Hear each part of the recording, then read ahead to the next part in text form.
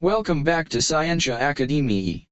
Today, we're diving into the fascinating world of enzymes and plant biology through a couple of intriguing experiments. Let's explore how temperature and pH affect enzyme activity and investigate the spiny secrets of holly leaves. These questions are from Paper 6, O-Levels Biology June 2016 session. Question 1, 21 marks. First up, we have an experiment on dehydrogenase, an enzyme present in yeast. A student conducted tests to see how temperature influences enzyme activity using methylene blue as an indicator. In the presence of active dehydrogenase, methylene blue turns from blue to colorless. They carefully measured 5 cm³ of yeast suspension and placed this in a test tube labeled A. The student also measured 5 cm³ of yeast suspension which had been boiled and then cooled, and placed this in a test tube labeled B. Both test tubes were placed in a beaker of water kept at 25 degrees Celsius. After 5 minutes, the student added 1 cm³ of methylene blue solution to each test tube and mixed the contents. Then every minute for 10 minutes they observed the contents of the 2 test tubes and recorded their observations. The student then repeated this experiment at a temperature of 35 degrees Celsius. Their observations are shown in Table 1.1. Part 1 states, explain how you would be able to check that the temperature of the water in the beaker was at 25 degrees Celsius. We do this simply by immersing a thermometer in the water and reading the temperature. Part 2 states, describe how you would adjust the temperature if it became higher or lower than 25 degrees Celsius. If the temperature needs adjustment, we can add cold water if it's too warm or use a heater to raise it if it's too cool. Part 3 states, explain why the test tubes were left in the beaker of water for 5 minutes before adding methylene blue solution. The test tubes were allowed to sit for 5 minutes to equilibrate. This is essential for the yeast to adjust to the temperature before we add methylene blue. Part 4 states, using the information in Table 1.1, describe the student's observations. In our observations, we noted that at 25 degrees Celsius, the blue color in the yeast suspension took about 7 to 8 minutes to disappear. However, at 35 degrees Celsius, it changed color in just 4 to 5 minutes. Meanwhile, in the boiled yeast, no color change occurred, indicating that the enzyme was inactive. Part 5 states, suggest an explanation for their observations. The active dehydrogenase in the yeast at 25 and 35 degrees Celsius worked effectively, while the boiled yeast had its enzymes denatured. This shows how temperature dramatically affects enzyme function. Part 6 states, suggest one way in which this experiment could be improved to increase the reliability of the results. One way to improve the reliability of the results is to repeat the experiment at each temperature and take the mean of the results. In Part B, describe an experiment you could carry out to investigate the effect of pH on the activity of dehydrogenase, using yeast suspension and methylene blue solution. We would prepare buffer solutions at different pH levels like 4, 7, and 10 ensuring equal concentrations. We'd mix equal volumes of yeast suspension with these buffers and then add methylene blue. By measuring the time taken for the color to disappear, we can see how pH influences enzyme activity. Part C shows a table with readings of production of alcohol by yeast, every 5 hours for 25 hours. Part 1 states, construct a line graph of the data in Table 1.2. As we look at the graph in front of us, the x-axis represents time, starting from 0 and extending to our maximum duration. Each point on this axis is evenly spaced, allowing for a clear view of how concentration changes over time. On the y-axis, we have concentration, also starting from 0. This scale has been carefully set up to cover more than half of the grid, providing ample space to illustrate our findings. Each increment on this axis is marked, giving us a clear understanding of the concentration levels we measured. Now, let's focus on the data points plotted across the graph. Each point represents a measurement taken at specific time intervals, accurately reflecting our observations. What stands out here is the smooth curve that connects all these points. This curve illustrates the trend of concentration over time, indicating how it increases in a continuous manner.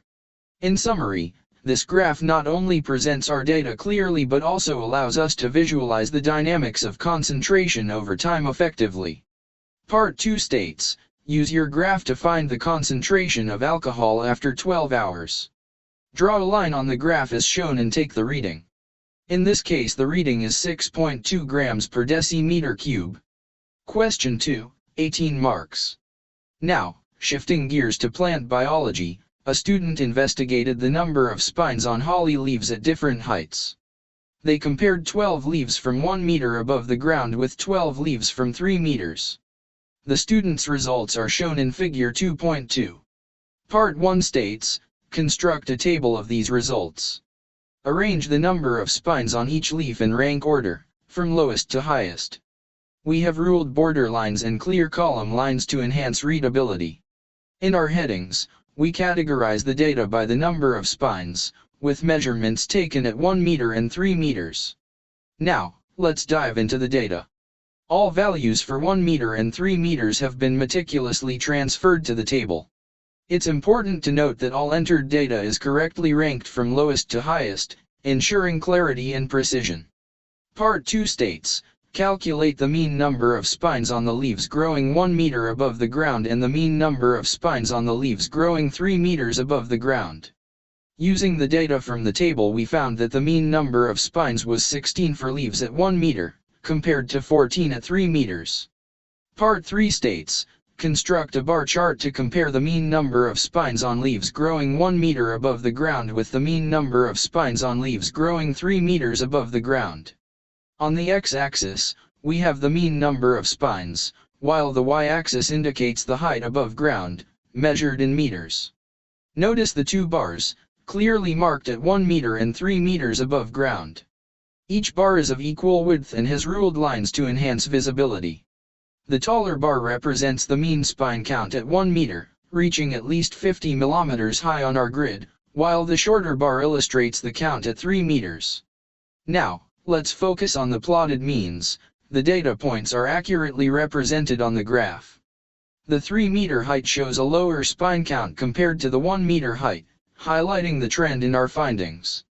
Part 4 states, describe what the student could conclude about the number of spines on holly leaves at 1 meter and 3 meter above the ground. Use the information in your bar chart and in figure 2.2 to support your answer. Based on the bar chart data, we can conclude that holly leaves located 1 meter above the ground tend to have more spines compared to those at 3 meters. Specifically, the range of spines at 1 meter is 12, while at 3 meters, it's only 8. This indicates greater variability in spine numbers at the lower height. Although there's a noticeable difference in the average number of spines, the overlapping ranges suggest that this difference may not be statistically significant. As a result, the variation in spine counts could be somewhat random. In summary, while spines are generally more abundant near the ground, the overall differences between these heights appear to be minimal. Part 5 states, suggest 2 ways in which the reliability and validity of these conclusions could be improved. To enhance the reliability of this study, we could increase our sample size and collect leaves from various trees.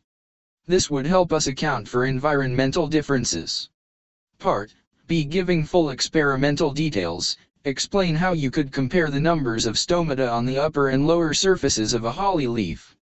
There are 2 methods to compare the numbers of stomata on the upper and lower surfaces of a holly leaf. The first method is counting stomata. First, we begin by carefully removing the epidermis from the leaf. This can be done by peeling or making an impression of both surfaces. Make sure to handle the leaf gently to avoid damage. Next, we place the samples onto microscope slides. This step is crucial for our observations. To enhance visibility, we add either a stain or a few drops of water onto the samples. This helps us see the details more clearly when we examine them under the microscope. Now it's time to grab our microscope. We'll carefully position our slide and focus on the sample. Take your time to adjust the lens until the stomata come into clear view. Once you've got a good view, count the number of stomata visible in a known field of view. It's important to be precise, so take your time with this step. After counting the stomata on both the upper and lower surfaces, compare the stomatal density. This comparison will help us understand the adaptations of plants in different environments. Now coming towards the second method, measuring water vapor loss. First, we'll place cobalt chloride paper on both surfaces of a leaf. This special paper is sensitive to moisture. It will change color from blue to pink when it absorbs water. Next, we'll carefully observe the paper. We'll time how long it takes for the color change to occur on each leaf surface. A faster color change indicates a higher stomatal density, as more stomata means more water vapor is being released. Once we have our timings, we can compare the results. By assessing the differences in stomatal distribution, we can gain insights into how the leaf's anatomy affects water regulation. Thanks for joining me.